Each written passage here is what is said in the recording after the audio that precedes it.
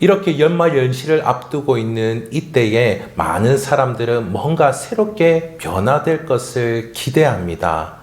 변화될 것을 기대하는 것 가운데에 많은 것들이 있지만은 특별히 많은 사람들이 자기 자신이 새롭게 될 것을 기대하는 모습들을 많이 볼 수가 있는데요.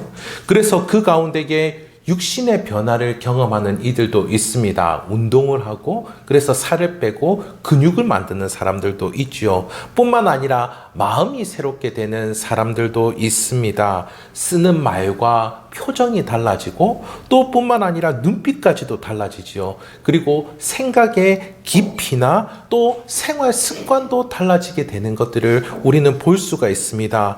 특히 하나님은 우리와 같은 하나님의 자녀들이 하나님을 닮기를 원하시죠. 지금도 우리를 그렇게 기르시고 우리를 빚어가시는 하나님이십니다. 오늘 말씀에 사무엘 역시도 이런 하나님의 마음을 담아서 이스라엘 백성들이 새로워지기를 소원했다라고 하는 것을 우리는 볼 수 있습니다. 사무엘상 11장 14절에서 사무엘이 이렇게 이야기하는데요. 사무엘이 백성에게 이르되 오라 우리가 길갈로 가서 나라를 새롭게 하자라고 합니다. 그가 이렇게 이스라엘을 새롭게 하기를 원했던 이유가 무엇일까요? 본문 당시 이스라엘 백성들은 지난주에도 함께 나누었지만은 사무엘에게 왕을 세워달라 요구를 했었습니다. 이 왕은 모든 나라와 같은 주변의 다른 나라와 같은 그런 왕이었지요.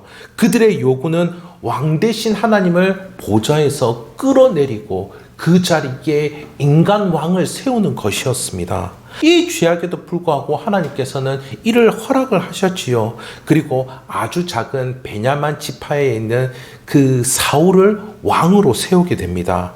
그는 자신이 왕이 되리라고는 전혀 생각도 하지 않았던 그런 사람이었지요. 그러나 전적인 하나님의 선택 가운데에 이 사울이 왕으로 기름 부음을 받고 그리고 수많은 백성들이 있는 앞에서 제비를 뽑았는데 그곳 가운데서 사울이 선발이 되었고 그리고 암몬 자손이 쳐들어왔을 때도 그에게 하나님의 영이 임하여서 그 암몬 자손들을 무찌르게 되는 모습을 보여줍니다. 인간왕 사울은 철저히 하나님에 의해서 세움을 받고 있는 모습을 볼 수 있죠. 인간왕을 세우자고 했음에도 불구하고 이 모든 것들이 하나님의 계획 가운데에 하나님의 큰 그림 가운데에 이루어지고 있음을 우리는 확인해 볼 수가 있습니다.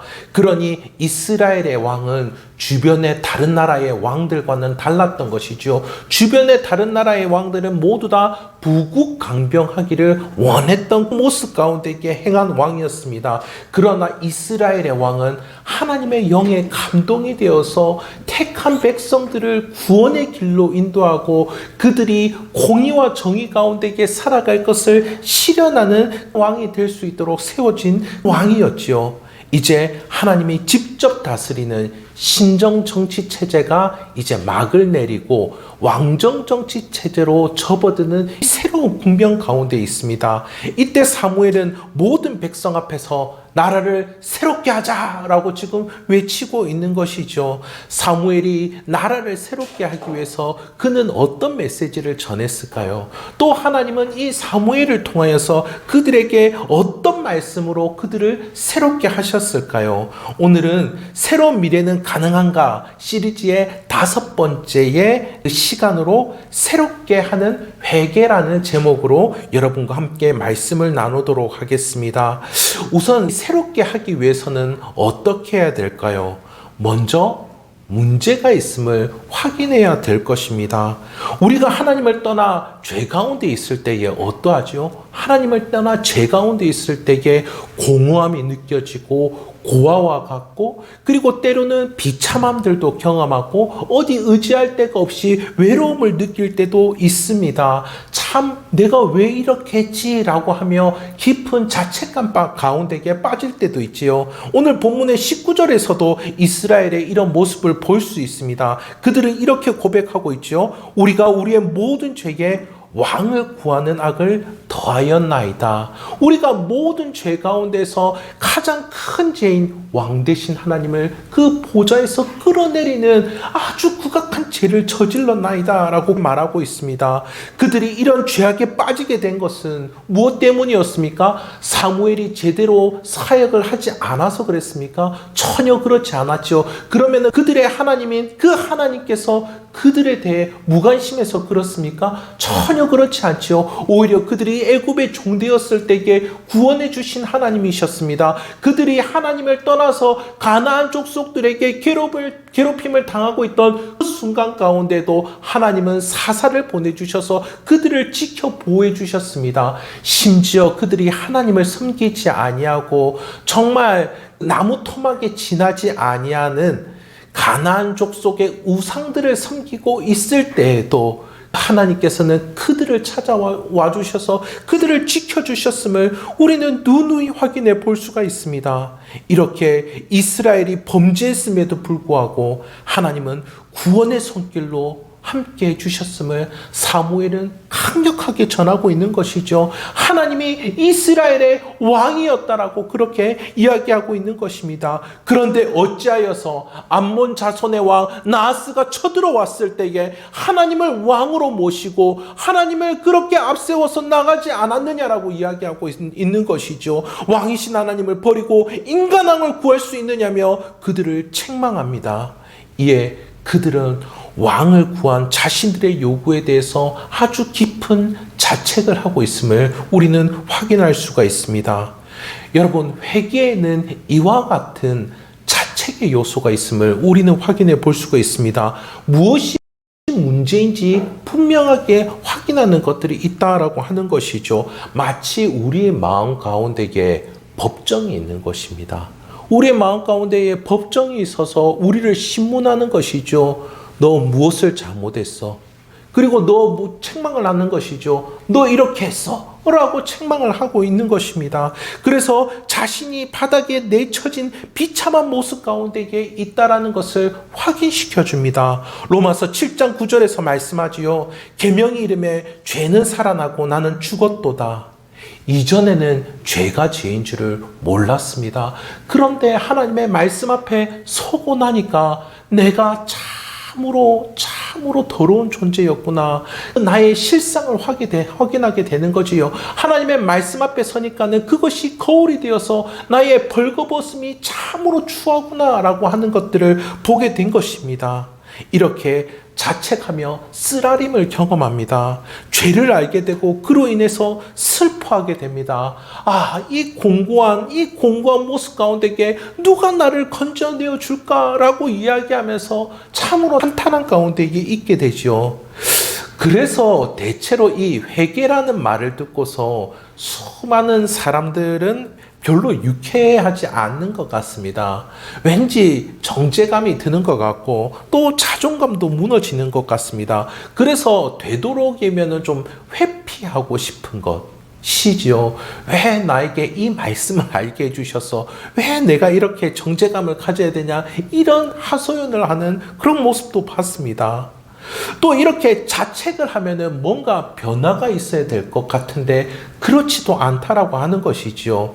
잘못된 모습이 고쳐질 거라고 생각했고 다시는 그런 일을 저지르지 않을 거라고 그렇게 예상을 했지만은 그런데 또다시 죄를 짓고 있고 또다시 마음이 무너지고 있고 또다시 헛된 선택을 하게 되는 모습들을 발견하게 됩니다.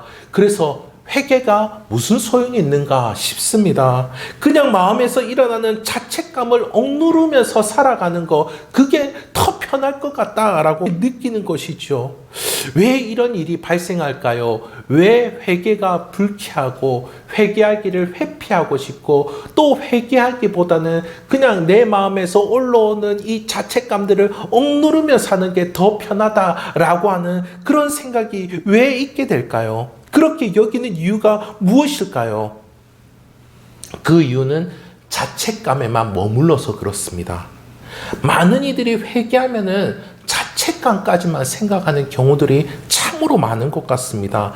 자책감은 회개의 한 요소이지요. 하지만 자책감은 온전한 회개라고 볼 수 없습니다.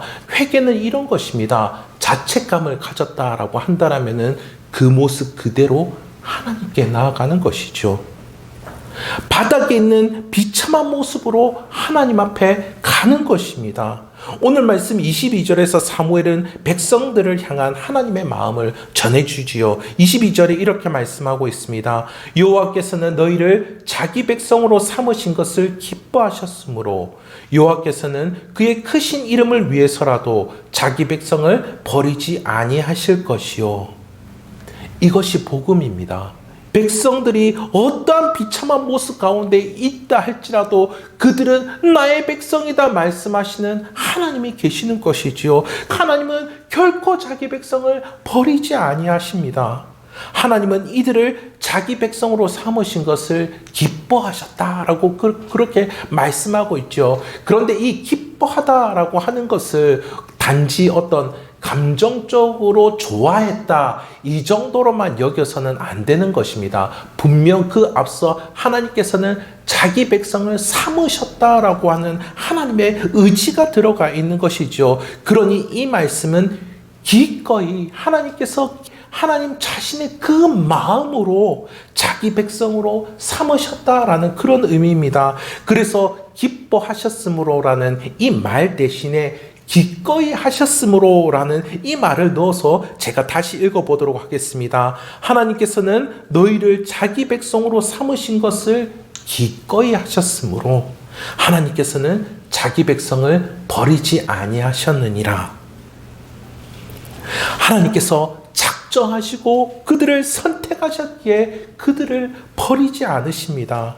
누가복음 15장 너무나도 잘 아시는 그런 이야기죠. 아버지의 재산을 허랑방탕하게 써버린 둘째 아들의 이야기 너무나 잘 아실 것입니다.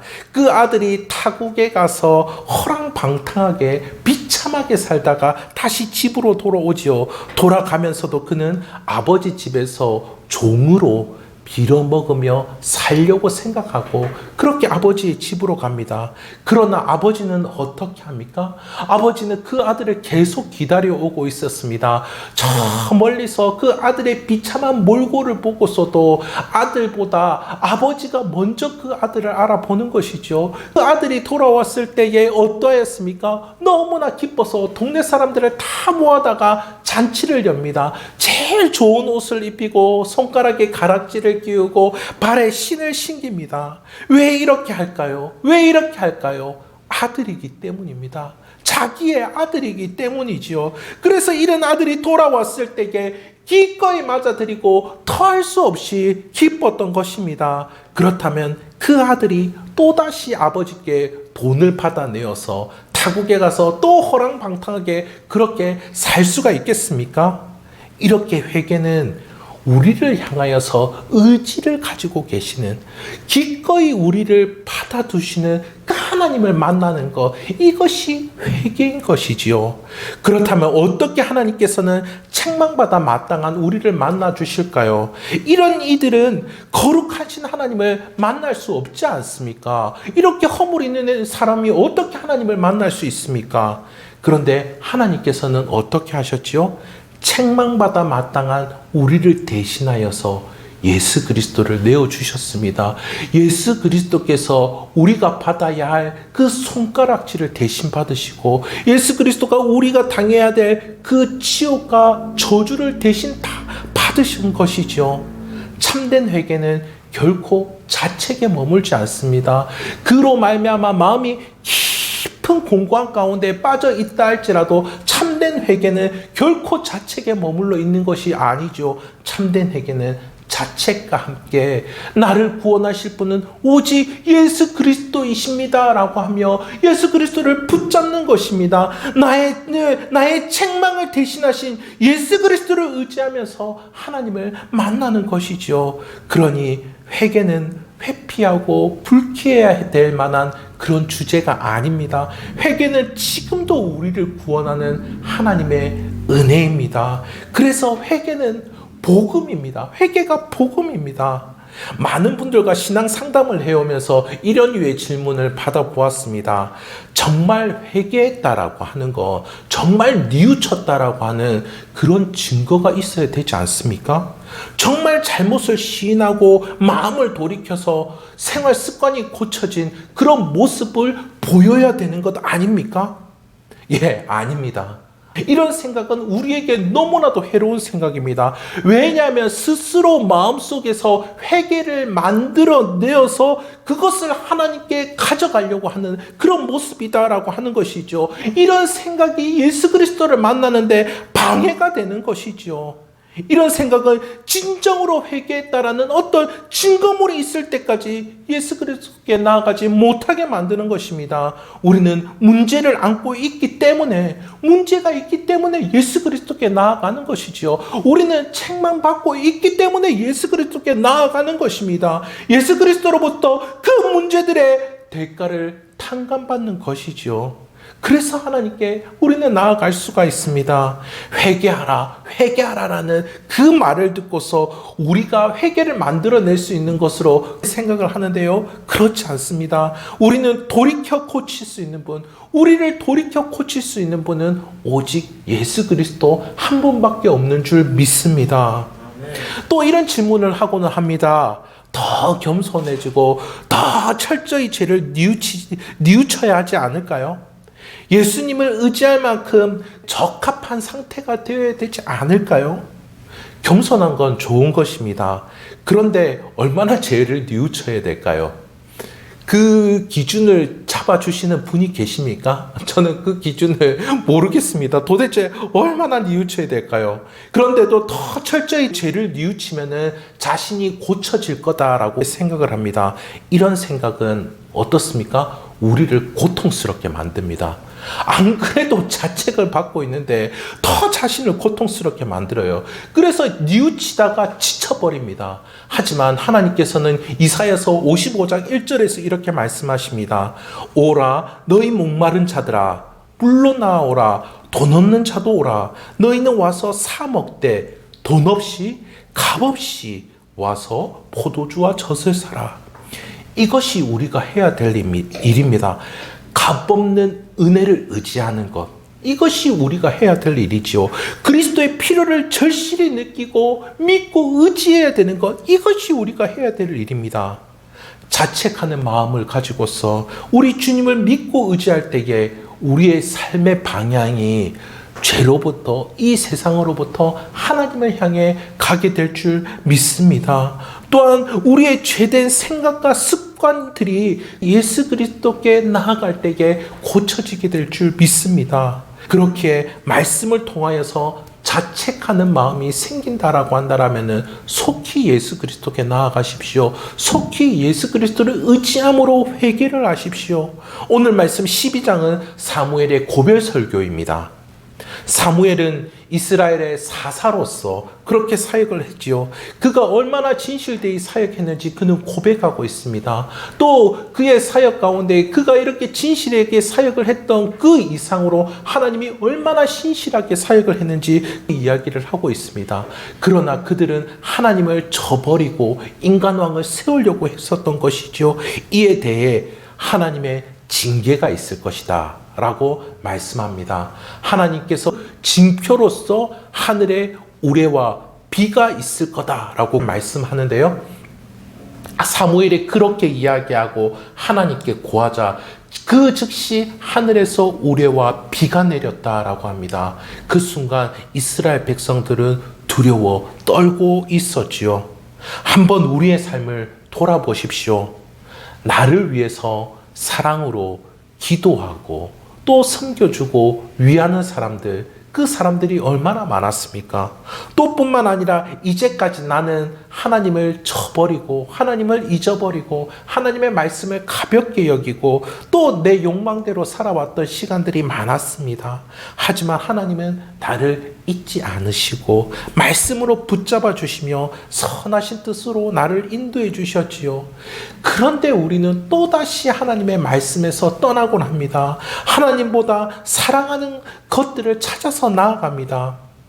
기독교 역사에서 1500년이라는 기간 동안에 대죄로 분류되는, 아주 제일 큰 죄로 분류되는 죄의 뿌리들이 있습니다. 그것이 무엇이냐면은 교만, 시기, 분노, 나태, 탐욕, 탐식, 정욕, 허영, 이런 것들을 대죄로 분류하는데요. 이런 죄들은 단지 우리의 내면에서 일어난다던가 그리고 다른 사람을 대할 때에 생기는 정도의 문제가 아닙니다. 이런 죄들은 무엇이냐면은 모두 하나님께 죄를 범하는 것입니다. 이 목록들 어떻습니까? 불쾌하게 들리시는지요?